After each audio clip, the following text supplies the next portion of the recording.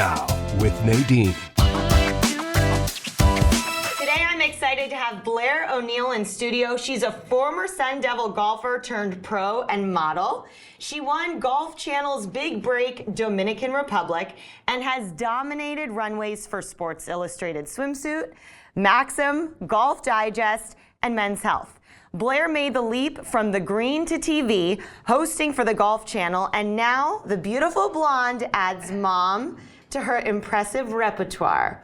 She's here to discuss career, life, and what's next on her horizon. Blair, it's so good to have you in studio. Thank you for having me. Happy to be here. I'm happy to have you. And you know what? I always try to think, what is my first question? Okay. So originally, my first question was going to be, what is your defining moment and how do you categorize your own success? But actually, I'm going to ask, what did you have for breakfast? Because Rob, our production guy, that was his first question when we were doing a mic check, and I thought it was interesting. I had some coffee on the way here and an Aloha protein bar. But you are very specific about your types of Aloha bars. Well, yes, I had the chocolate brownie one this morning, but I was telling you they have a white peppermint one that's coming out too, so I got to try that. Okay, so now we know what Blair has for breakfast, so we can move on. I got the variety pack. We got the variety pack. Okay, so Blair, if you were to say, what is that one thing that people know you for, what would it be?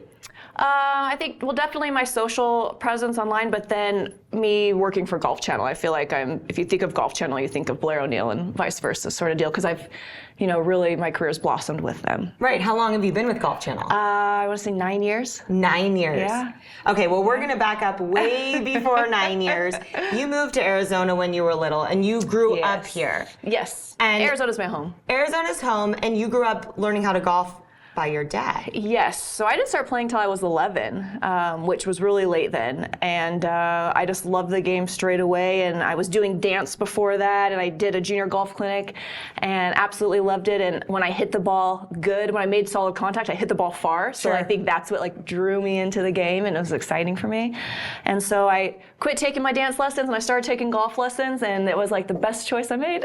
You know what, I think that's really interesting, being that age as a young girl. Were you one of the first girls in this area to really take on golf, or were you accompanied by a lot of other ones?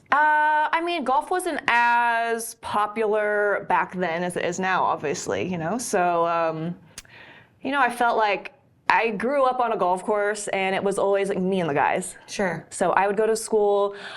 Sometimes I'd go play or practice or have a lesson before school, and then after school I'd go straight to the golf course, and I would be there till after dark. The lights would come on the driving range, and my dad would pick me up on his way home, and we would practice, or I'd show him, what I was working on, and then I'd go home, eat, sleep, and do it again. I was a total golf nerd, just so invested and just so I just loved it. And I think being that age, to eat, breathe, and sleep something, the passion has to come natural. Absolutely. Yeah, I look back on it now and I feel like it's kind of, I don't know, I feel like isn't that weird? Now that I have kids of my own too, that I was 11 years old and really that devoted and that into it. There just was a passion there, obviously. And even at that point in time, were you I'm going to grow up and be a golfer? Oh yeah, my uncle will tell you, when you were 11 years old, we were playing golf, and I'll never forget I asked you, what do you want to be when you grow up? And you said, I want to be an LPGA player. And he tells me that, and I think that's so wild. I hope one of my kids, will be that just. I was just so narrow, just so focused on what I wanted, and that's all I cared about. What was the first golf course you played? Well, my first golf clinic was out at San Marcos. Okay. So that was the first course I ever played because of the junior clinic. And then I grew up on Dobson Ranch Golf Course. I grew up on Karsten. Like I said, every day. And then you went on to go to ASU. Yes. And talk to us about that. Yeah, so playing at ASU was always my dream. I grew up, watching them on TV, and they had just won 3 national championships, and obviously both Arizona schools are great, but I was, pretty laser focused that that's where I wanted to go, and I would get, letters coming in from colleges, and my dad had a file box, and he'd keep them all organized, and this school sent you a letter, oh, Blair, you got another, letter from college, and I'd say, who's it from? And I only cared if it was from ASU, and my dad said, you have to still look at them. Sure. I was like, let me know when the ASU one comes. And it finally came. Did you feel like being a Sun Devil and golfing for ASU, is that what got you to your next step? I mean, it was absolutely part of the process. They were a great program, and when I played there, we actually went through 3 different coaches, which was kind of a wild experience, Right. but I also got to learn from 3 different coaches as well. But it definitely was the next step. I mean, I grew up playing, competitive junior golf and traveling every summer playing. And so, getting a scholarship to play in college was the next step. And then, it was part of the process. Sure. What took you from point A to point B, college to pro?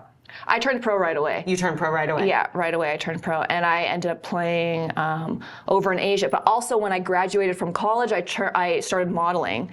Back then, things were different. You couldn't take on if you were on scholarship, and I was on a full ride there, you couldn't take on any other job. And now it's so different. Oh the my kids gosh, can get sponsored. I can only imagine. They're making so then. much money in college. Yeah. Well, I always say if Instagram was around, yeah. But it's insane what they're able to do now. How do you feel about that? Well, I think it's amazing now. I just wish that I had, I had that opportunity. I mean, I want to say I was a sophomore and I had Golf Digest came to me and they wanted me to do a calendar and it was going to be shot in Hawaii and I couldn't do it because of my scholarship with ASU. So my coach said, you can't do it.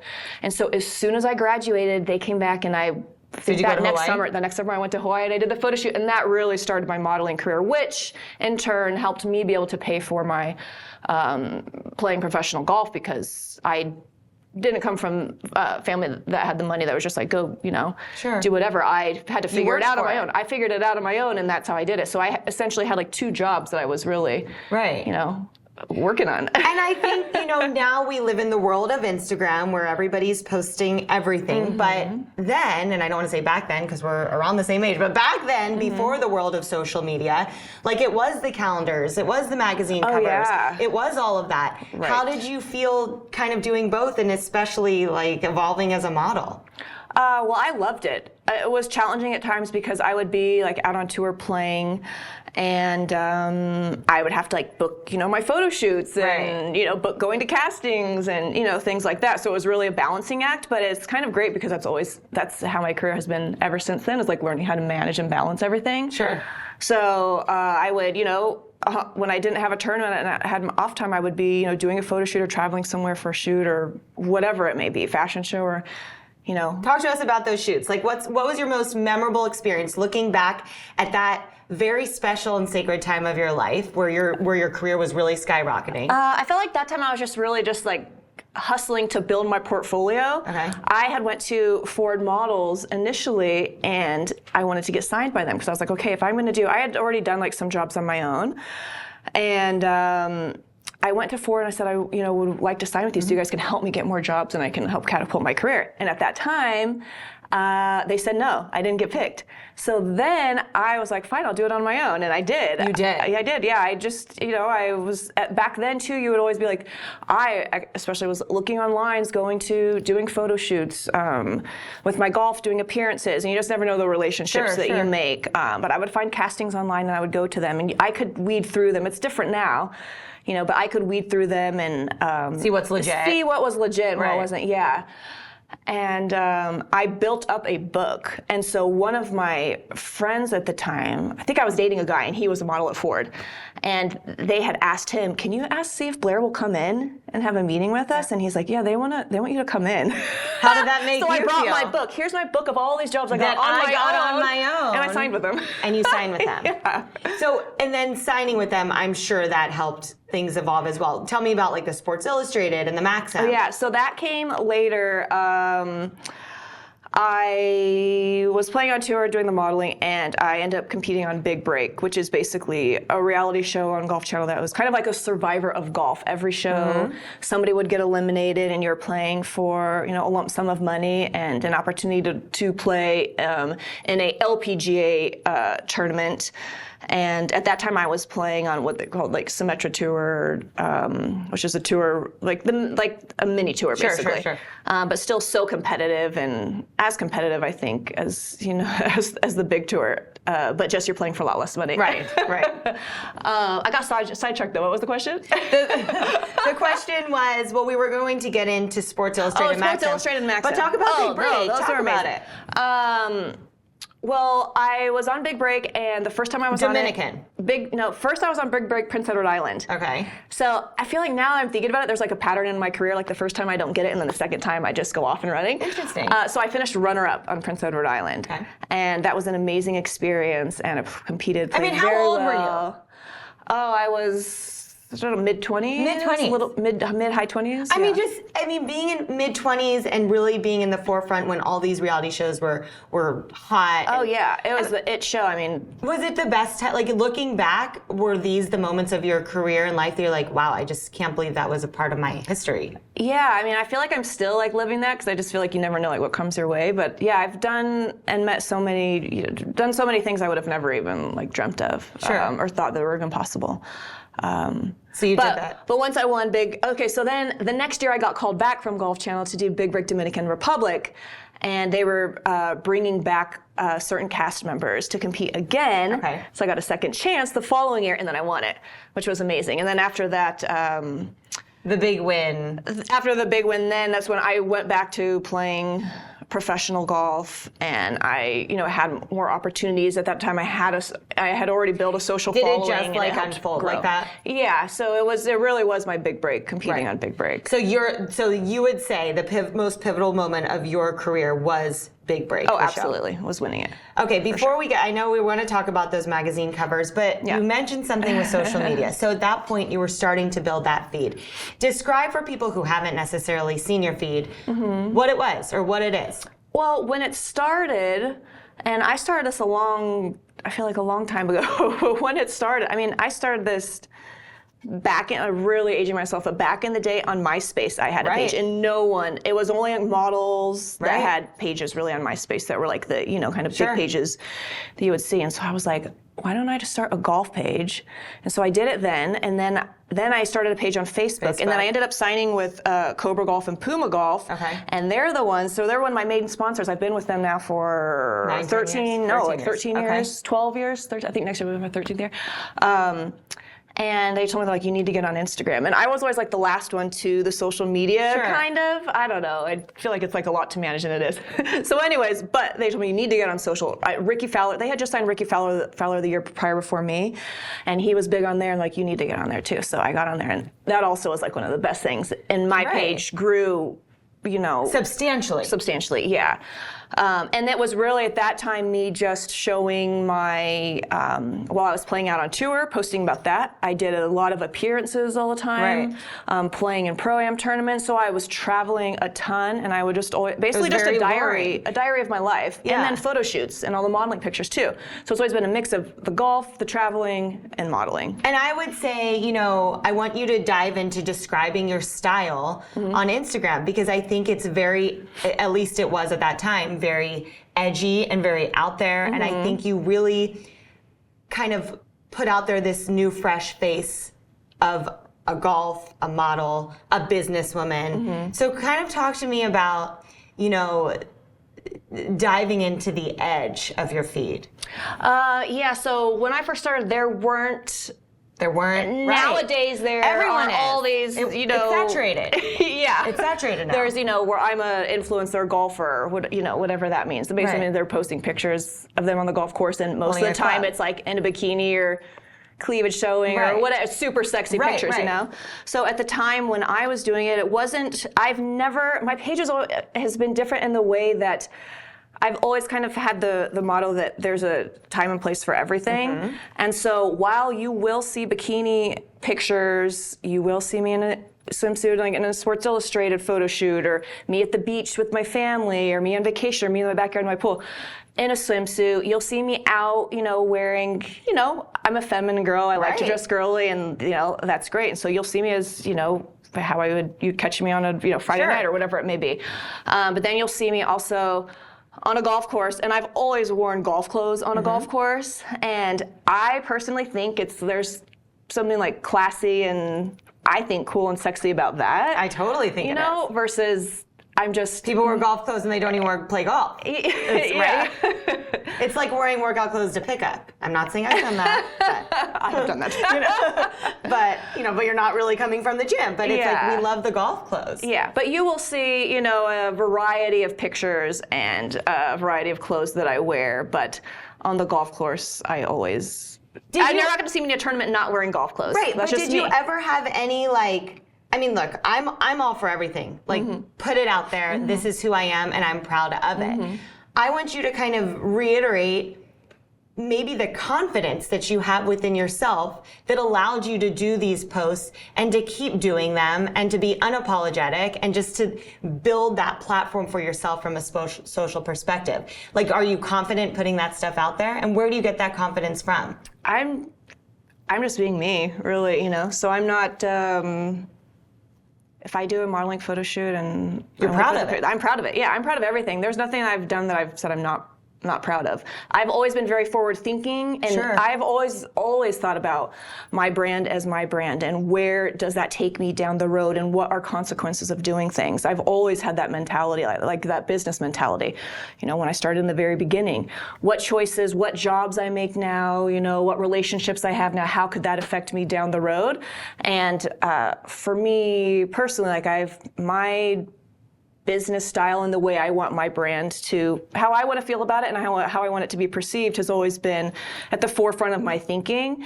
And in the social media world, there's space for everyone. There's space for everyone. A lot of, and most will push the edge, push it a little bit more, and that's fine for them, but that's not how I see my brand as being. So while I do push the envelope a little bit, I have limits. Good for you. And I think branding is ever evolving. Yeah. And I think it's so important for women out there to see someone like you and saying, you know what, this is who I am, this is what I do, and I'm proud of it, and I'm going to post about it, and look, people engage with me and they like it too, and they're and it's also, you have a very authentic tone on social media as well. Thank you. You really do. Okay, so we talked about the big break on Big Break. Yes. We talked about social. Now we're, kind of give us some insight into those covers like the Sports Illustrated and Maxim and getting involved and your feet wet and those kinds of things. Yeah, I mean, the Sports Illustrated shoots were that's awesome. that's so everything, cool. right? Yeah, I have have these pictures framed, and that was actually, I did that with Cobra, and it was holding a golf club, so it was holding their new driver at that time. Okay. And oh gosh, we had so many pictures from that shoot. I think I was in it 2 years, I want to say, Sports Illustrated, the swimsuit issue.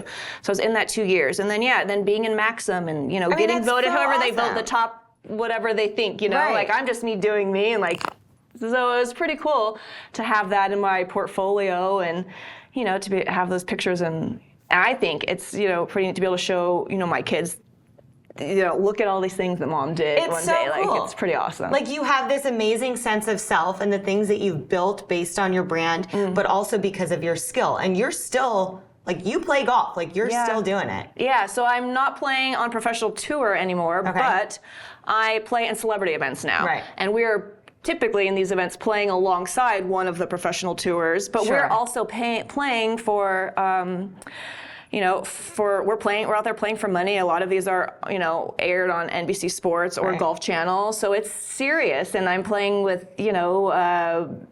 past, Hall of Famers, in baseball and hockey and football. Who's your and idol? tennis. Who do you admire? I mean, I play with, there's so many. It's kind of like when I play in these celebrity tournaments, it's always kind of like a little family reunion when you see each other, So we've got Marty Fish in tennis, who's just amazing. Mark Mulder, who lives out here, is an amazing golfer. Alfonso Ribeiro. I mean, the list goes on and on. There's just a great group of players that just love the game of golf. Sure. And they even, now that they're retired, they play golf more than I do. Because I still have kids and I'm traveling and I'm filming and all of that. But they're competitive, so it's fun to compete with them. Is there a certain person that's made a very, I don't want to say the biggest impact, but a very big impact on your life and career? I would say maybe that person has changed throughout my career. When I was younger, my dad, absolutely, because he got me started into the game, so it wouldn't have happened without that happening. And then in the middle of my career, Verdi Dickey, who has had his hand in so many things at Arizona State and really has helped all of their programs. He, coached me for a while I was playing on tour and just his sound advice and just being there as someone I could rely on. And he was like family. He was like a father figure to me, and a great coach throughout the middle of my career. And now I have my husband who's super supportive in everything I do. And like, you have to have, strong, confident people around you. I have to say something about your husband. When I went to go connect with you to partake in this interview and all this good stuff, you get a hold of Jeff and he's like the best. He texts, he calls, he's all these things. Then he's on it. I didn't put two and two together until I'm like, well, can Blair do this? He's like, yeah, I'll make sure you can do this. She's my wife. I go, well, you are underpaid and overworked, right? Yeah, he is. That's so cool. Like, it's a family affair. It is. And your husband is really, devoted to building your career as well. Yeah, he is, and he's a businessman himself, so he gets it. And I'm the right-brained, creative, all over the place. Just tell me what I got to do, where I got to be, when I got to be there. Right. And he's like, You're here's the colorful spreadsheet, and here's he's the black calendar. and white. Yeah, Totally. It keeps me in line. So it's really a great. It's taken some time to there's little ups and downs, especially in the beginning, like figuring out, how we work together. But it's been really great, and he's the best at what he does. So he helps. I couldn't do it without him. I couldn't manage it all. I couldn't manage it all without him. There's your shout out, Jeff. Okay, so we've got to make that transition from work life to motherhood, because we're boy moms, and we have all these amazing titles and things that we do and things that we find fulfillment in. But when I had my first son, I was so overcome with the magnitude of motherhood, like that just became my everything. Oh, yeah. While still trying to maintain a sense of self, I'm a mom first. So hard. It's very hard, but it's a beautiful journey, and it's a bumpy journey, and it's worth everything. So you have two sons. Yes. Let's back up. So you had your first when? My first April 7th, 2020. His name was that was Chrome. good timing. So it was right when COVID hit and everything was shut down, which in a weird way for me personally. Blessing in disguise. It was a blessing in disguise because I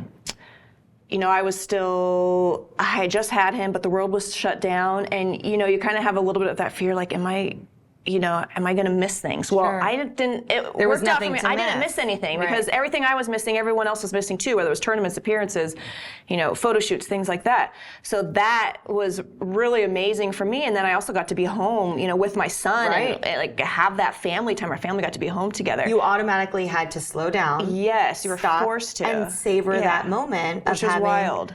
A newborn. Yeah, the timing couldn't have been better for you. Right, and also, because I never took time off from work, but we were still filming our show, but things changed within that. So now we had just bought a new home and completely remodeled our backyard, put a putting green in there, chipping green, all of that. So I ended up filming all of my segments for the show from our backyard because they weren't having us travel. So I'll tell you what, that was really interesting though, having the baby in the swing. Sure. Off to the side while we're filming and running back and forth, checking on him, and like, okay, we got to get the segment done, and things like that. But it was really cool to be able to do that, and it bought me some time to be home more with him, and then it also ultimately changed our rigorous filming schedule. Right. Because we used to film every single week. I'd fly back and forth. I film everything in Florida, so I would fly back every single week for one episode. And now it's changed. Now I go out there and film a handful of episodes at a time. So I'm traveling less, gone a little bit more, but it's amazing now with me, especially having two boys. Yeah, I remember doing TV segments with one baby in this arm. Oh yeah. Because if I wasn't holding him, he'd cry, and you just did it. you just did it, and it becomes a part of who you are. And I think that what you're really, I can hear that you're saying, your son was born, and he just became part of it. Like it was just, it was automatic. Did you find any challenges initially between that? Being a mom? Yeah, every day was hard. Yeah. And then, and then we have our second, Cannon, who's, almost 2, and with him, now the world's back to normal, so it's completely, normal as could be. And so now it's a different situation than when I had my first. And so when I had him, I was back to work at 5 weeks. I did my first photo shoot 5 weeks postpartum. Maybe it was 4 weeks. You're 4 weeks postpartum. Bless your heart. That's brave. It is. Better I remember you than anyone else. I remember doing it, being like, oh my gosh, what am I doing? Am I crazy? Yeah, I'm crazy, but. But I think that's also a very, compelling thing for your audience and your fan base to not only, you didn't disappear. I didn't disappear. You didn't disappear. That was the goal. You came back, but I think also for women to say, hey, this woman bounced back, and here she is, and she's keeping it going. Yeah, I'm still working on it every day, I feel like. Well, it's hard. But it went from, at 5 weeks old, we picked the family up, went to Orlando, and I was there for a week or two, playing in a tournament and working and doing appearances and things like that. And then I know people don't realize, you're traveling with a newborn baby, and then I'm out on the golf course playing in a tournament. You're out there for 5.5 hours at the golf course, and then I'm breastfeeding. Sure. So then I'm out on the golf course pumping. So I'm playing and in the fairway, bringing in my portable pumps and my little ice chest in my golf bag, and then figuring out how am I going to get that home, or buying all the stuff to ship it home. So it's all these extra things that you don't think about, that it's like a whole process of how can I make this work. Yeah, but you become a super mom, and you did make it work. Yeah. And you made it work gracefully. Yeah. So what's it like having two boys? Trying. What do you love? I mean, again, biased boy mom. What do you love about having boys? Oh, I mean, they're just amazing. They're like the coolest thing I've ever done. Did you always want to have kids? You know what? For a while, we weren't sure if we wanted to, because we were so focused on our careers, both of us. And I absolutely love working. I love, having a career and working towards something, and succeeding. I just love that I have the drive to do that. I need that. So for a while we were I don't know, life is good. We're traveling, and I was a workaholic, gone all the time. It's changed now. Now I'm very picky about, things I say yes to, whereas before I would do everything, and it was fine. I love to do that. Yeah, now I'm... But you decided to have them. Yeah, but we did decide to have them. They're here now. There's no turning back. And so now it's just figuring out how to make it all work, trying to keep, them happy. And it's amazing because I'm very, very blessed to have the job that I do, because I am gone, sporadically and sometimes often, but then also I'm home a lot with them too. Sure. So I'm super hands-on, and I love being a mom. I love doing all the things, making their lunches, doing the crafts, taking them to do all the holiday things. I'm all over it. I want to do all the things. Yeah. I think that's really transparent for you to say, sometimes we are so involved and immersed in our career and travel and life. And as women, sometimes we're should we just keep that going? Yeah. And because it's tough, especially for women. It's different. It's different. It's different. It's tough, and you learn that there's things that you're going to have to say no to instead of yes. Right. But would you say now is mom your first title? Oh, absolutely, absolutely. Yeah, they come first, and also, I think it's important for them to see me work and see me succeed and build something. I think, that's amazing for them to see that their mother is driven, and, hopefully they, have those values as well. But being mom they come first before anything. And I find so much value in that. I think it's so important for kids to see adults, whether it be their parents or other women or other men in their lives, work and have a sense of self and show ambition and drive and passion, because then it will have that trickle down effect. Yeah. Have you brought them to the golf course yet? Oh, they love the golf course. They're obsessed, especially the little one. He's obsessed. Every evening after dinner, we'll go to the backyard and hit, and then he cries every time we have to come in to go to bed. So right.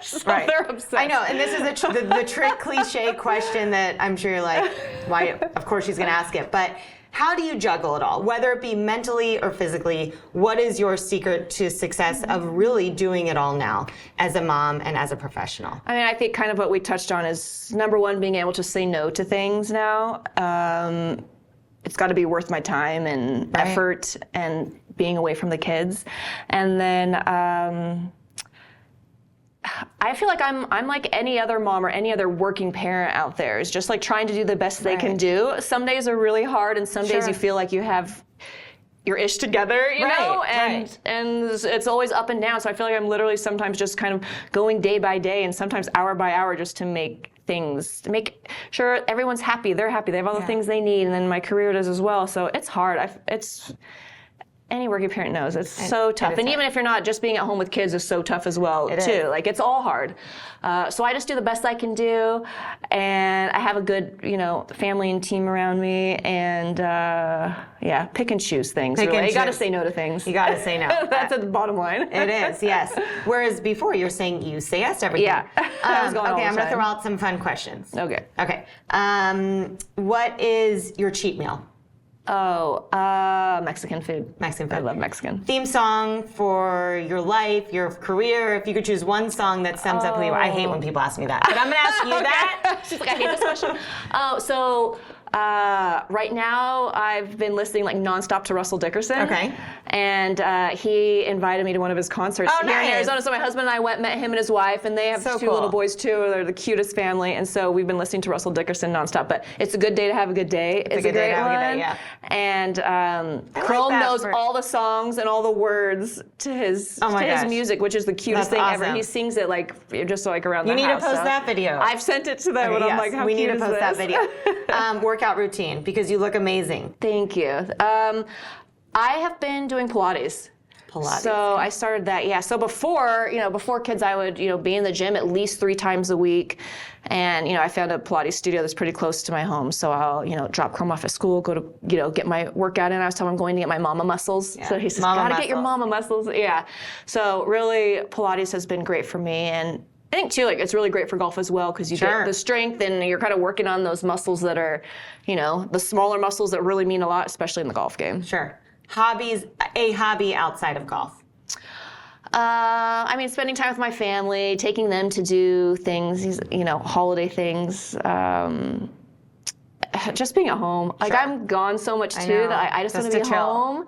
Yeah, so my decompress is just to be at home, no one bother me, and I'll just have a snack and watch filthy television. I was just going to ask you, what's your binge-worthy anything show? on Bravo. It's just my husband's like, oh, this is filthy. You're getting dumber watching this. I'm like, yeah, but because my mind's always going. Right. So he knows, he's like, go watch something filthy and just relax. Yeah. So I got to have that decompress every once in a while, just mindless, so I can just let my mind relax. Okay. Let's see. A fashion item, staple, accessory that's your favorite or you can't live without? I don't know. I feel like when I'm filming, I always bring fun hair accessories. Okay. I love fun hats. I don't know if there's anything I just can't live without. But I think doing something little, is special. So a hair accessory or something like that. Or maybe it's a certain way you do your hair or how you wrap it or things like that. Doing those little detailed things, I feel like it adds. Yeah. It shows personality. Yeah. Okay, favorite place you've ever been, traveled? One of them, if you Dominican Republic, Pebble Beach is just amazing. Yeah. What's your favorite golf course you've ever played? Well, it probably goes back to both of those. Pebble Beach obviously is one of them, and then Teeth of the Dog in Dominican. That's also where I won big breaks. So I have real good, memories there. Yeah. Typically, that's where a golfer's favorite course will be where'd they play the best? Where did we win? Yeah. Hole-in-one? First hole-in-one? I've had one hole-in-one. It was in a practice round in college. It was a 6-iron. Yes. And I was just bummed that it wasn't during the tournament. So I'm hoping that my next one will be in an actual tournament so I can win something. Sure. Bucket list. What's on it? Bucket list. I think just for me, I feel like there's so many things I've got to do in my life that I never would have thought were even possible. So I think just keeping my opportunities open and letting good things come my way. I feel like I've done that throughout my career and being open to possibilities. What's next for you in 2025?